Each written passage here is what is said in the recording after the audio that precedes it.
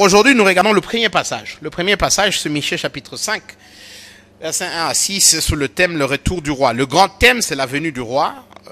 C'est ça ce que Noël veut dire. Aujourd'hui, on parle du retour du roi. Jean l'a dit au début, nous entrons dans une semaine. Évidemment, il y a ce qu'on appelle l'avant, la semaine avant Noël. Mais nous commençons aujourd'hui la semaine de Noël. La fête de Noël, c'est déjà le vendredi. Et donc, vous allez entendre parler de Noël beaucoup cette semaine à la radio, à la télévision, et tout le monde va en parler sous différents thèmes. Pour certains, c'est le moment des cadeaux. Et donc, les enfants vont dire à leurs parents, qu'est-ce que vous allez nous acheter en termes de cadeaux? Si vous avez des enfants à l'école, évidemment, ils ont commencé les vacances anticipées déjà le vendredi. Et peut-être pour les parents, ça vous épargne de débourser un peu d'argent. Il faut dire merci au président pour ça. Mais généralement, les écoles gardiennes et tout ça, on allait demander aux enfants de faire la fête et de je ne sais pas. Donc moi, je suis de ceux qui disent merci au président pour ça. Les vacances anticipées. Mais au moins pour certains, c'est ça. C'est les cadeaux, c'est l'échange de cadeaux, c'est la fête, comme on appelle la fête des enfants. Ce sont des requêtes. Évidemment, ces cadeaux-là, c'est les enfants qui demandent qu'on leur donne les cadeaux, mais les parents sont à la partie où on demande. Et donc, ça veut dire des dépenses, ça veut dire des calculs financiers. Ça veut dire aussi pour beaucoup des anxiétés, de la peur. Qu'est-ce que nous allons faire pendant les fêtes? Comment est-ce que je rentre chez moi et j'explique à ma famille que je n'ai pas d'argent et donc on va juste boire de l'eau et manger le foufou comme d'habitude? Comment est-ce que j'explique aux enfants qu'il n'y aura pas de nouveaux habits? Comment est-ce que j'explique à ma femme qu'il n'y aura pas de nouveaux habits? Comment est-ce que j'explique? Alors pour certains, c'est de l'anxiété. Pour d'autres, c'est des questionnements. Et si vous avez des amis témoins de Jéhovah ou des branhamistes, c'est le moment de commencer à vous dire que vous savez ce que vous êtes en train de fêter. Vous ne savez pas ce que vous êtes en train de fêter. Vous êtes en train de fêter la fête du roi soleil. Et donc c'est des moments de questionnement. C'est des moments où on remet votre foi en question. Ce sont là des choses qui risquent de se passer cette semaine. Mais pour les chrétiens que vous êtes, que nous sommes, que je suis, quel est le vrai sens de Noël? Est-ce que ça va rester seulement un moment où on se pose des grandes questions comme ça? On revient sur les débats toujours et toujours avec nos amis témoins de Jéhovah que nous célébrons le roi soleil, que c'est une fête païenne. On revient sur des questions matérielles. Il faut acheter des cadeaux. Qu'est-ce qu'on va faire pour les fêtes? Ou est-ce qu'on va au-delà de ça? En tant que chrétien, on va au-delà de ça.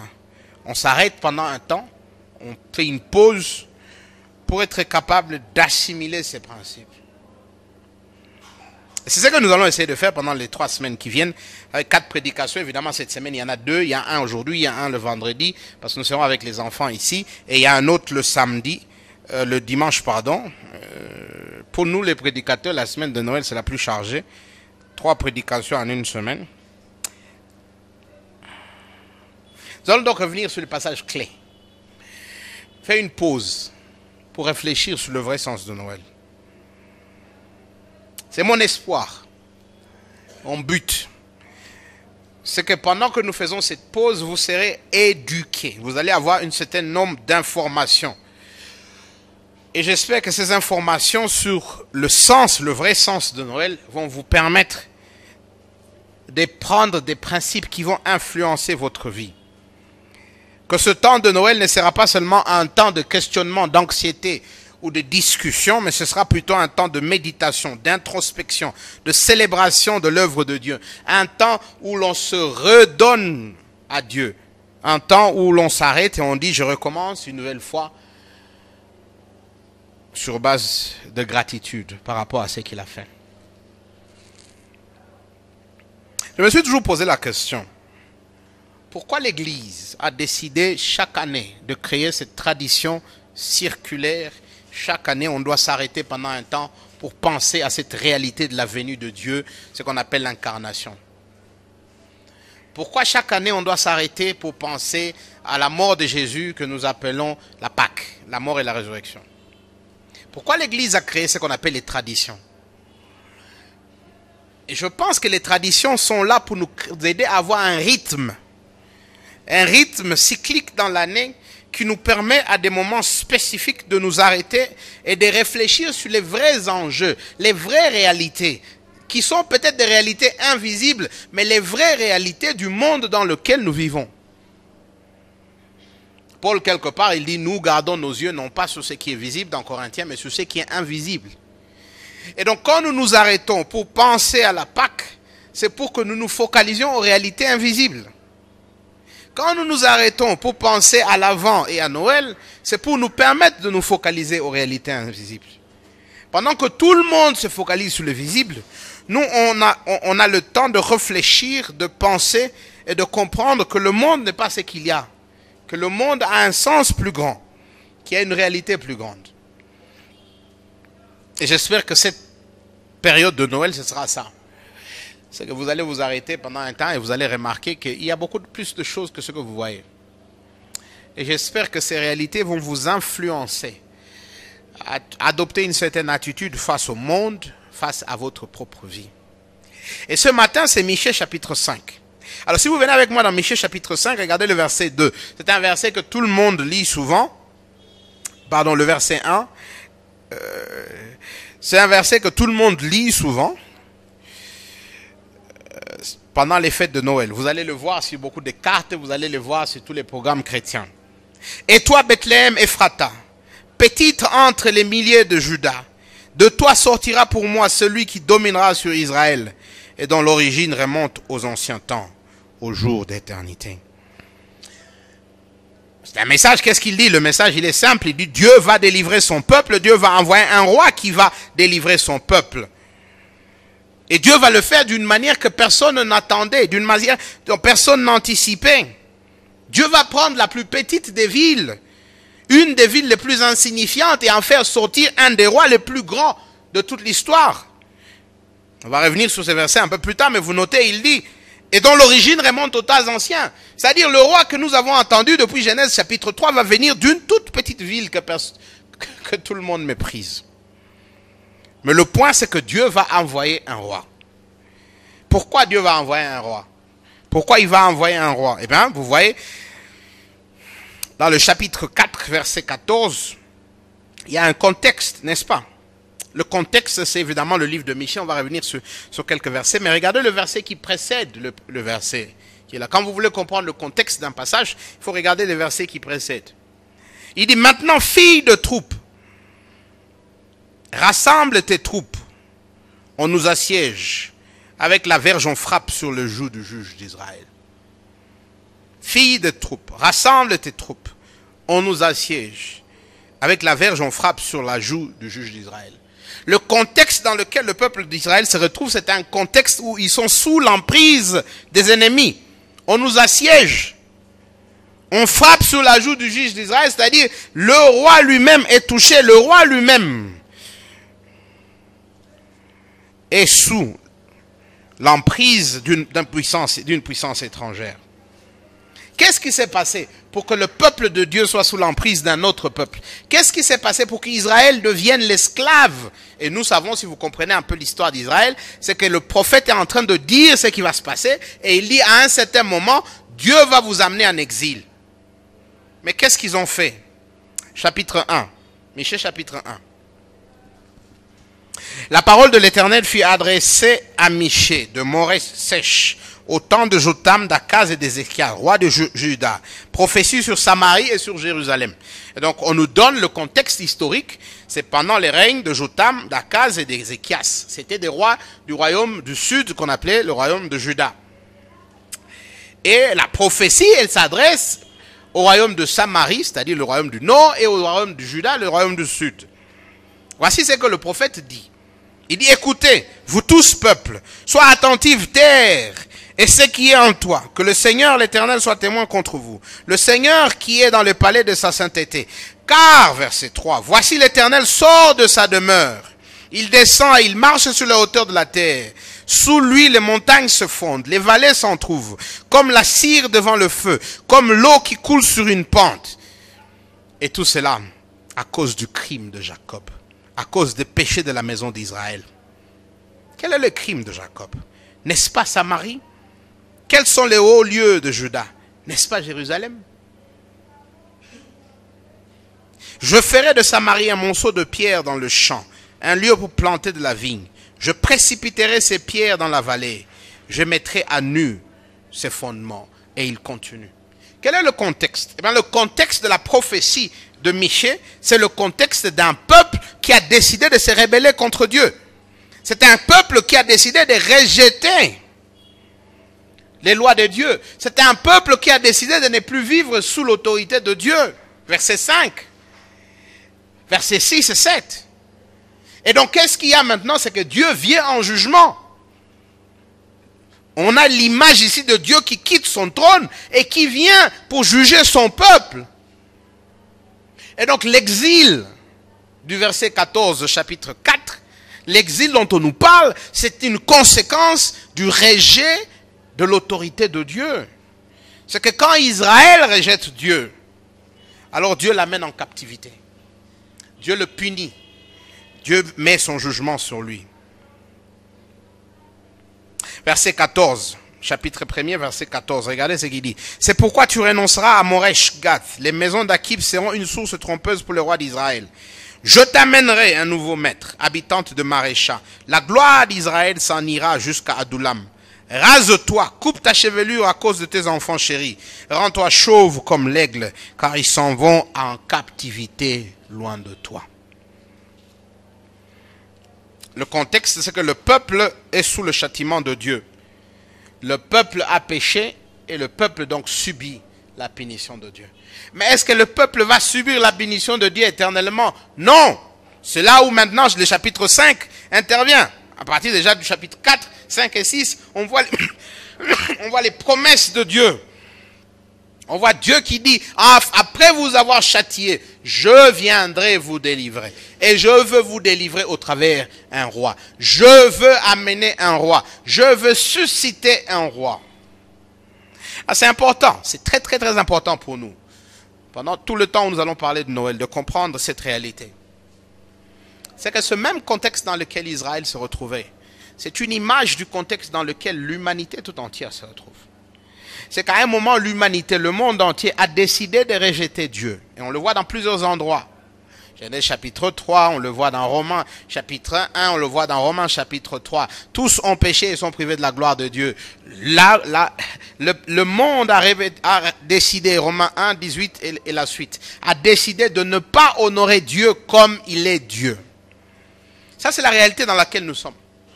Et l'évangile, la parole de Dieu nous dit que Dieu ne va pas laisser le monde comme ça. Non, Dieu va agir en punition face à un monde qui se rébelle.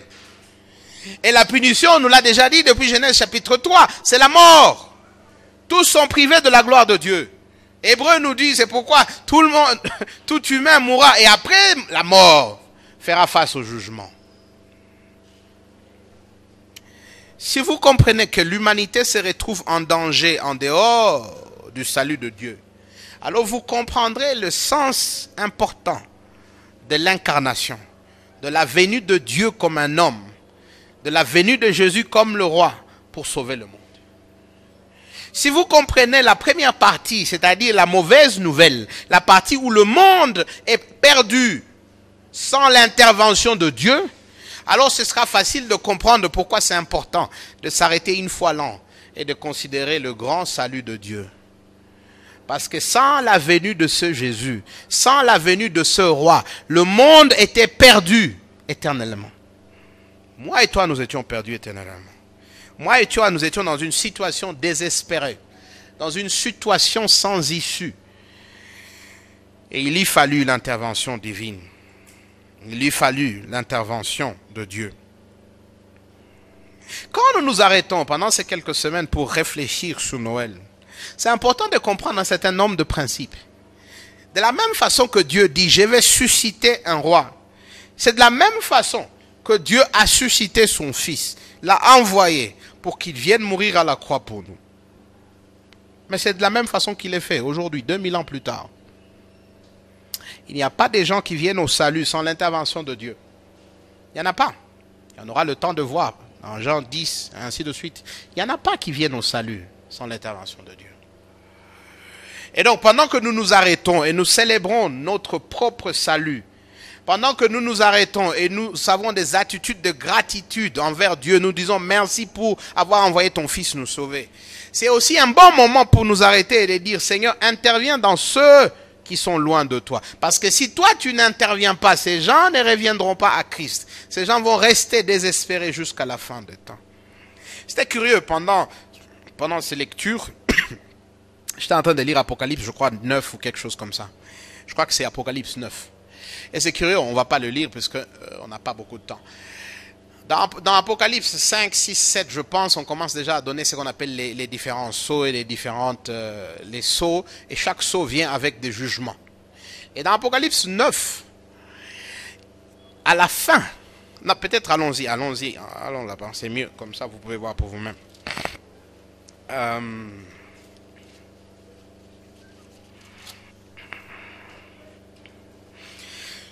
Apocalypse 9. Je commence au verset 20, mais si vous avez le temps à la maison, vous pouvez lire quand vous voulez. Les autres hommes qui ne furent pas tués par ces fléaux ne se repentirent pas des œuvres de leurs mains, de manière à ne point adorer les démons et les idoles d'or, d'argent, d'airain, de pierre, de bois, qui ne peuvent ni voir, ni entendre, ni marcher. Et ils ne se repentirent pas de leurs meurtres, ni de leurs enchantements, ni de leur impudicité, ni de leur vol. Il y a eu un jugement qui s'est abattu, n'est-ce pas? Et si vous lisez le passage, vous verrez que c'est un jugement terrible. Tellement terrible que les gens voulaient mourir, mais la mort ne voulait pas d'eux. Mais malgré ces jugements, ces gens ne font pas, ils ne se repentissent pas. Ils ne changent pas de cœur. Si vous regardez le texte, vous verrez.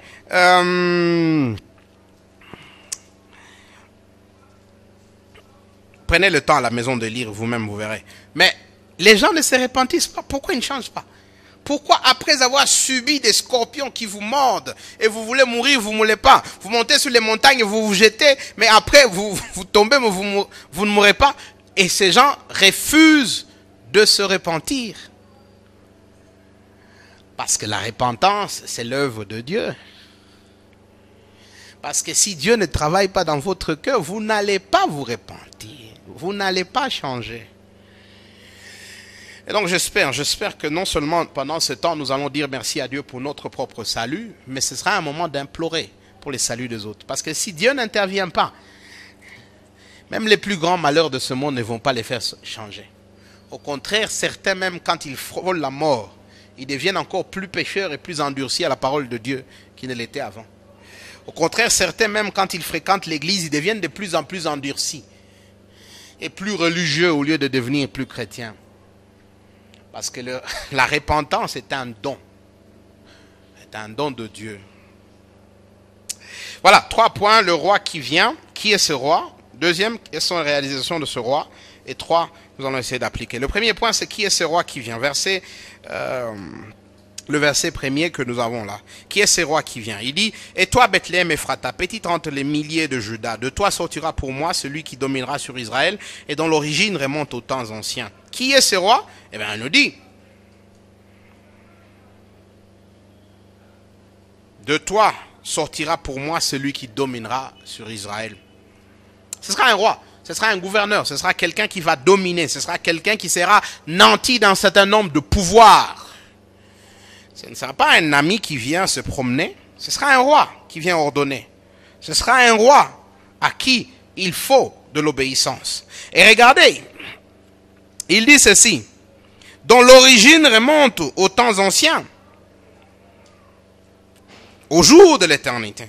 La référence ici est à double niveau. La référence ici, c'est d'abord au roi David. Parce qu'à ce moment-là, il y avait des descendants de David qui régnaient sur le trône, mais qui n'étaient pas fidèles au principe de David, qui n'avaient pas le cœur de David, qui n'obéissaient pas à Dieu comme leur ancêtre David. Et donc ici, on parle de quelqu'un de la lignée de David, c'est-à-dire d'une lignée royale, mais quelqu'un qui sera le vrai roi, le vrai héritier de David, celui qui va réellement obéir à David. Ici, on nous parle de quelqu'un qui vient depuis les temps anciens, c'est-à-dire quelqu'un qui était avant David. Et là, on se rappelle de Genèse chapitre 3, où Dieu dit à la femme, un de tes descendants écrasera la tête du serpent. Et donc nous sommes ici dans non seulement la lignée du Messie, mais aussi dans la lignée du roi David. Il s'agit ici de quelqu'un qui vient d'une ville où on ne s'attendait pas. Bethléem la plus petite. Qui aurait pensé que Bethléem la plus petite sortirait le grand roi qui délivrera le peuple de Dieu? Et donc c'était un roi qui vient bouleverser les principes du monde. Pendant qu'à Jérusalem, il y a des rois qui sont assis et qui n'écoutent pas la parole de Dieu. Pendant qu'à Jérusalem, il y a des descendants de David qui n'obéissent pas au même principe qui a guidé David. Dieu dit, je ferai venir une autre dynastie de la même maison de David qui viendra d'une petite ville que tout le monde ignore, que tout le monde méprise, mais qui fera ce que je veux qu'il fasse. Ce sera un roi qui dominera sur le peuple d'Israël. C'est lui qui dominera sur Israël. Sa mission sera celle d'un roi sous le vrai roi, d'un roi sous le grand roi. Sa mission sera celle de ramener le peuple de Dieu vers son Dieu. Et donc c'est plus ou moins clair ici à partir du premier verset que nous n'avons pas affaire ici à un individu comme tous les autres. Nous avons affaire ici à un humain de la descendance de David, à un roi, parce qu'il est de la lignée de David, mais à un roi qui n'est pas seulement de la lignée de David, mais qui est la lignée de Dieu lui-même, puisqu'il vient de temps anciens, de jours de l'éternité. Nous avons ici affaire à un roi qui vient d'une toute petite ville, et donc quelqu'un qui vient bouleverser l'ordre préétabli. Et on le verra dans les semaines qui viennent, Jésus remplit toutes ces conditions. Quand vous lisez Luc, quand vous lisez Matthieu, les récits sur la naissance de Jésus, vous vous rendez compte qu'il remplit toutes ces conditions. C'est que tous ces principes de ce qu'on appelait avant le Messie, le roi qui va diriger, il est rempli. Il naît comme un vulgaire pauvre, et pourtant c'est lui le roi de tous les temps. Les grands mages viennent le chercher. Pourquoi? Parce qu'ils reconnaissent que c'est lui le roi de l'univers. Ils ne reconnaissent pas seulement en lui le roi d'Israël, mais ils voient quelque chose de plus grand. À sa naissance, les anges chantent. Et ils chantent d'une manière visible. Les bergers les voient. Je ne sais pas sur vous, mais peut-être que c'est vrai le jour où vous êtes né ou le jour où je suis né, les anges ont chanté. Mais je ne vois pas les gens qui ont vu les anges chanter. Et tout d'un coup, on se rend compte qu'il y a quelque chose qui se passe dans l'histoire. Quelque chose qui va changer l'histoire à tout temps. Le verset 2 jusqu'au verset 5. C'est pourquoi il les livrera jusqu'au temps où enfantera celle qui doit enfanter. Et le reste de ses frères reviendra auprès des enfants d'Israël. Il se présentera et il gouvernera avec force de l'Éternel, avec la majesté du nom de l'Éternel son Dieu. Et ils auront une demeure assurée, car il sera glorifié jusqu'aux extrémités de la terre. C'est lui qui ramènera la paix.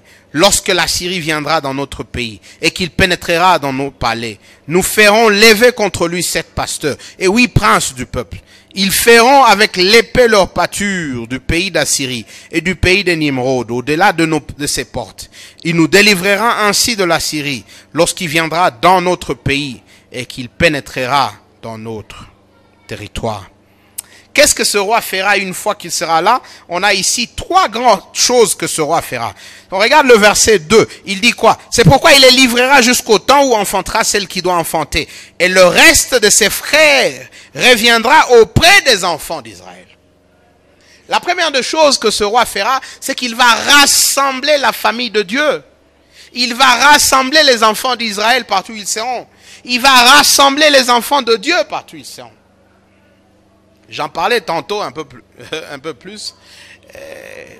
Devenir chrétien, c'est pas un choix. Je sais que souvent nous disons ici, est-ce que vous avez choisi de suivre Jésus? Et c'est vrai, il y a une part de nous qui disons, à partir de ce moment, je suis Jésus. Mais pourquoi les autres ne le font pas?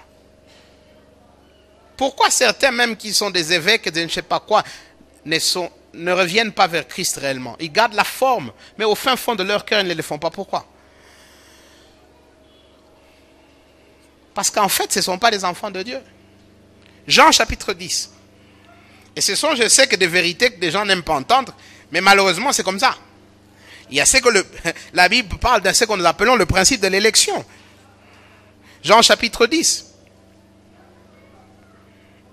Voici ce que Jésus lui-même dit. J'ai encore des brebis qui ne sont pas de cette bergerie. Celles-là, il faut que je les ramène. Elles entendront ma voix. Et il y aura un seul troupeau, un seul berger. Elles entendront ma voix. Et il y aura un seul troupeau et un seul berger.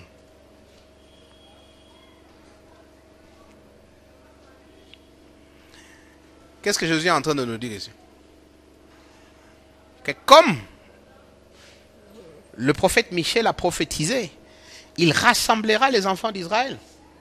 Jésus dit, il y a des enfants de Dieu qui sont encore là-bas. Et je dois les rassembler. Et ces gens vont entendre ma voix.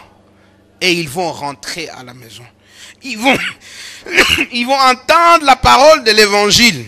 Et cette parole va connecter avec eux. Ils seront 100 qui vont entendre la parole. Mais il y en a 2 ou 3 qui, pour eux, leur vie vont changer ce jour-là. Il y en a des milliers qui entendent ce que vous et moi nous entendons aujourd'hui. Mais combien sont ceux qui réellement sont de la bergerie de Dieu et qui, à ce moment, entendent la voix de leur berger qui les rappelle? Combien sont ceux-là?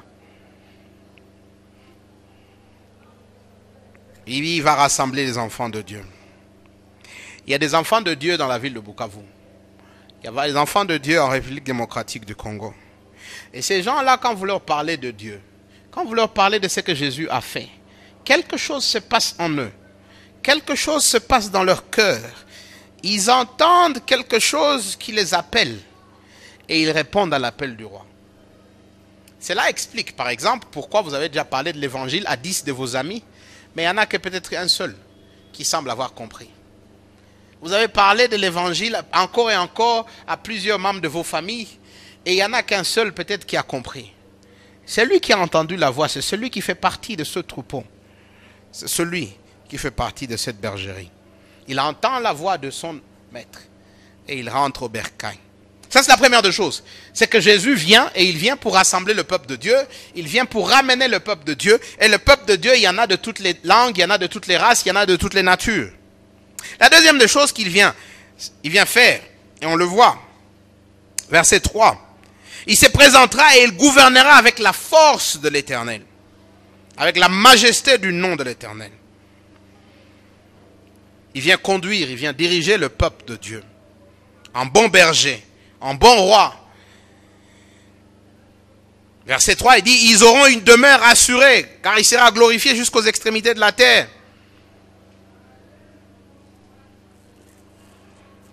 Vous avez ici un berger qui vient veiller sur son troupeau, un roi qui vient veiller et diriger le peuple que Dieu lui a donné. Il va le conduire, il va les diriger, mais mieux encore, il va répondre à leurs besoins les plus profonds. Le peuple finalement va avoir un bon roi, un bon pasteur, un bon berger. Et si on revient encore dans notre passage de Jean, chapitre 10, je crois qu'il faut rester là pendant un temps, on va y revenir. Jean, chapitre 10, on voit Jésus qui parle de la même réalité de berger. Ups, voilà, moi j'ai déjà perdu mon passage, voilà, nous y sommes. Jean, chapitre 10.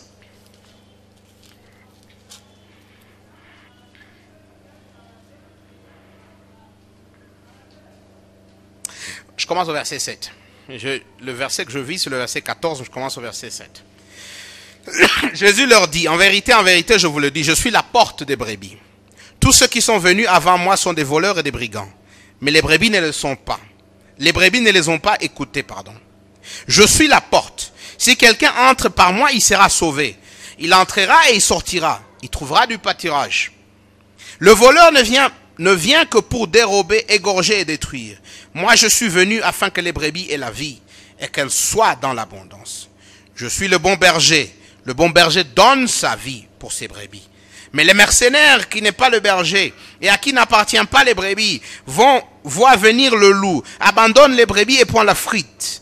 Et le loup les ravit et les disperse. Le mercenaire s'enfuit parce qu'il est mercenaire et qu'il C'est mon point à peine pour les brebis. Je suis le bon berger. Je connais mes brebis et elles me connaissent.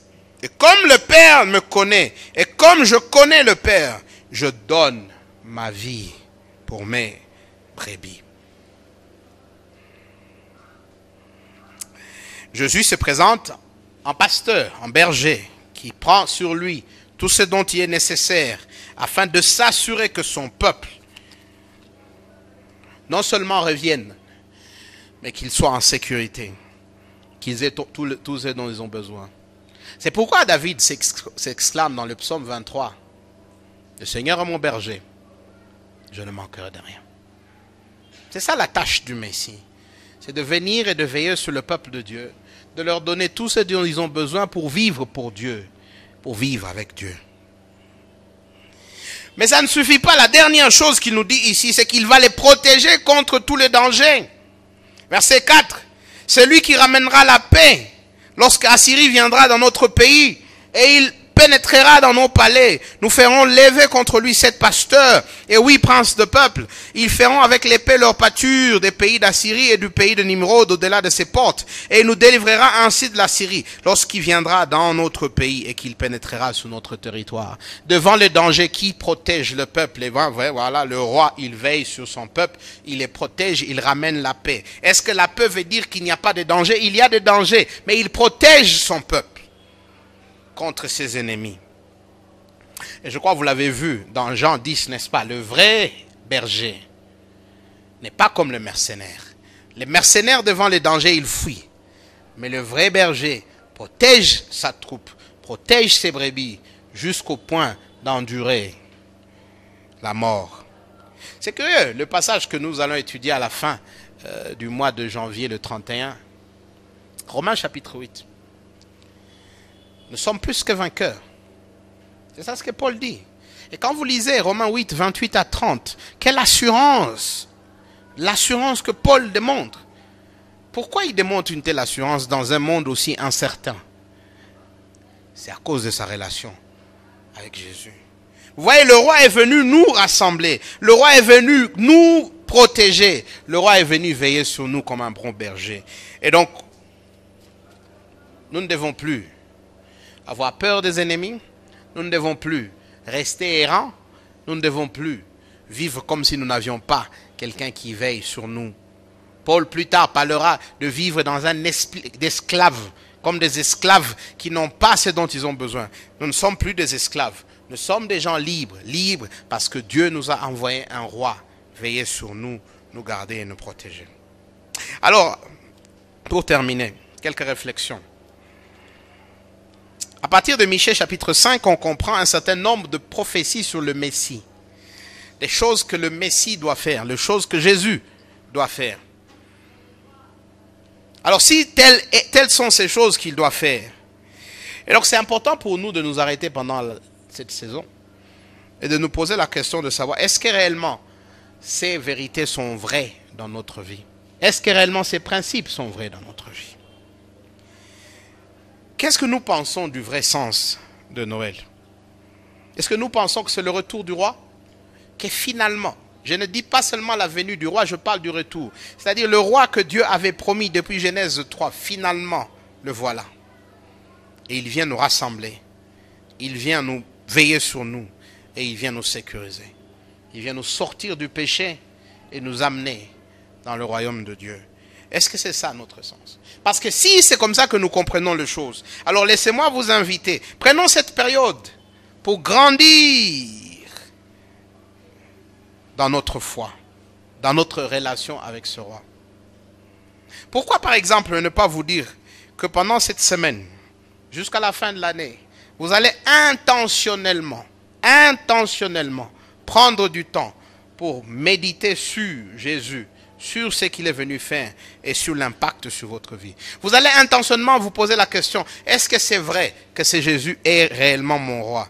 Est-ce que c'est vrai que je crois qu'il est venu me sortir du péché et m'amener dans la famille de Dieu? Est-ce que c'est vrai, je crois que c'est Jésus est réellement le berger qui veille sur moi? Et donc je peux prendre le psaume 28, 23 et le dire sans peur, sachant que ça vient réellement de ce que je crois.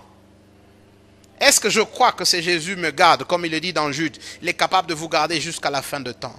Face aux difficultés de la vie, face aux incertitudes de la vie, face aux dangers de la vie, est-ce que réellement je crois qu'il veille sur moi? Nous avons deux options. Ou on se laisse distraire. Et on peut se laisser distraire par les festivités, par tout ce qu'il y aura comme programme pendant cette semaine, par les fêtes. Ou on peut choisir de ne pas se laisser distraire et d'utiliser ce temps pour penser, pour méditer, pour grandir. J'ai lu sur la page d'un ami et je pensais qu'il avait raison. Et dans ses désirs, ou dans sa prière qu'il a publiée, qu'il a rendue publique, il disait quelque chose du genre, je veux grandir pendant cette période de Noël, je veux grandir plus tendre envers l'évangile. Je vais laisser l'évangile pénétrer mon cœur, en ressortir plus convaincu de ce que Jésus a fait, en ressortir plus déterminé à vivre une vie de gratitude sur base de ce qu'il a fait. Croyez-moi, il y en a beaucoup qui, à la fin, le 1er janvier, vont se réveiller, la tête fait mal parce qu'ils se sont enivrés toute la nuit. Peut-être les mesures de Corona vont aider, mais ça ne les empêche pas.